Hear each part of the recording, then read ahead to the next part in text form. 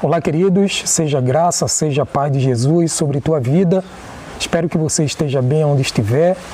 Falando ainda sobre as reflexões que estamos fazendo a respeito de temperamento, hoje, sexta-feira, estaremos aí dando continuidade, falando aí sobre aquilo que somos e aquilo que montamos, aquilo que construímos ao longo da vida. Aquilo que somos tem a ver com a nossa personalidade, tem a ver com o nosso temperamento. E aquilo que montamos, aquilo que construímos tem a ver com o caráter. Quando a gente fala de tristeza, quando a gente fala de alegria, quando a gente fala de impulsos, quando a gente fala de sentimentalismo, a gente está falando do temperamento. Quando a gente fala de fidelidade, verdade, mentira, a gente está falando, sobretudo, sobre caráter. Então, construir o nosso caráter depende muito do nosso temperamento, controlado pelo Espírito Santo de Deus.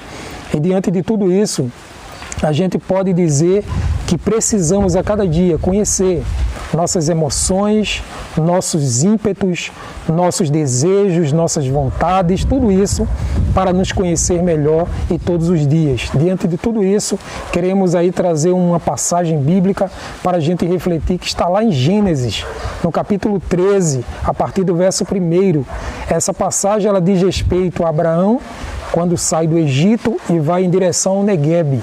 Ele ali está com seu sobrinho Ló, com sua família e com todo o seu gado e ovelhas e tudo que ele tinha de patrimônio. Mas aí a gente entende que Abraão, sendo um homem que tinha uma personalidade forte, um homem que tinha uma personalidade também intranquila, por ser um fleumático, a gente vai explicar futuramente essas 4 características ou esses 4 temperamentos mais a fundo, mas esse homem, Abraão, no capítulo 12, como a gente sabe, de Gênesis, ele foi chamado por Deus para sair da sua casa, da sua terra, do meio da sua parentela e ir para um lugar que Deus iria lhe mostrar. E ele levou a sua mulher, os seus bens e tudo que ele tinha e levou consigo também o seu sobrinho chamado Ló. E no capítulo 13 a gente encontra ali algumas situações que tratavam exatamente de personalidade, como lidar com os ímpetos, as personalidades, as ações e as emoções diante de fatos como esse que aconteceu com Abraão. Eu gostaria de ler aqui com vocês no capítulo de número 13, versículo de número 1, diz assim: Saiu, pois, Abraão do Egito para o Neguebe, ele e sua mulher e tudo que tinha, e Ló com ele. Era Abraão muito rico, possuía gado, prata e possuía ouro. Fez as suas jornadas do Neguebe até Betel, até o lugar onde primeiro estivera a sua tenda, entre Betel e Ai, até o lugar do altar, que outrora tinha feito, e aí Abraão invocou o nome do Senhor. Nesse versículo 4 a gente vê que é uma atitude plenamente correta, apresentar ao Senhor tudo que tinha diante do Senhor, a sua oferta como cheiro suave às narinas do Senhor. Então, aparentemente estava tudo ok, mas do verso 5 em diante, a gente começa a perceber que houve um conflito entre os pastores de Ló e os pastores de Abraão. Então, do verso 5 em diante, olha o que está escrito. Ló, que ia com Abraão, também tinha rebanho, gado e tendas. E a terra não podia sustentá-los para que habitassem juntos, porque eram muitos os seus bens, de sorte que não podiam habitar um na companhia do outro. O verso 7, houve contenda entre os pastores do gado de Abraão e os pastores do gado de Ló. Nesse tempo, os cananeus e os ferezeus habitavam essa terra. Então, pelo menos aí encontramos 3 conflitos. O primeiro conflito que a gente pode trazer à tona aqui é que Abraão cresceu e Ló também cresceu. E o que é que tinha aí de errado? Nenhum problema diante dessa situação. Só que eles eram nômades, eles viviam de terra em terra porque não tinham sua própria terra. Então eles andavam de lugares em lugares tentando encontrar pastos e água para os seus animais e para eles. E com isso, cada momento que eles saíam, tinham que sair para algum lugar, 2 famílias, 2 propriedades, 2 riquezas distintas de pessoas diferentes não tinha como se manter as duas famílias, e aí surgiu o segundo problema, que é consequência dessa primeira. Os pastores de Ló tiveram problemas, conflitos com os pastores de Abraão. Isso aí tem a ver também com temperamentos. O temperamento, quando é muito aguçado, quando é muito impetuoso, existem conflitos também com aqueles outros que são da mesma categoria, e a gente pode dizer que diante de tudo isso existiu dois problemas, dois conflitos. E o terceiro deles, a gente pode dizer aí que está no final do verso 7. Nesse tempo existiam cananeus e fariseus que habitavam essa terra.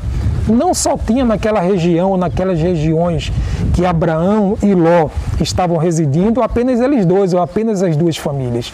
Existiam outros povos que concorriam os pastos, que concorriam as águas, que concorriam todos os bens naturais que a terra estava produzindo. Então, a gente observa que problemas, conflitos surgirão em todos os lugares, em todas as épocas, em todos os instantes de nossas vidas. O elementar que a gente precisa tirar para nossas vidas é como lidaremos com todos esses conflitos. Qual será a nossa reação diante de todos esses conflitos? O que teremos em nós como vontade diante de todos esses conflitos? As nossas emoções serão predominantes ou a vontade de Deus será predominante? Então, isso são lições que a gente precisa tomar para nós. A gente observa que Abraão já tinha saído do Egito e ele estava crescendo muito lá no Egito, e Faraó percebeu o seu crescimento e disse que não era para ele continuar naquela terra. E por isso ele saiu à procura de uma outra terra, de um outro local, para cuidar do seu pasto, cuidar de sua família. Então, o que é que podemos aí trazer para nós como lição? Primeiro, obedecer a Deus sobre todas as coisas é importante.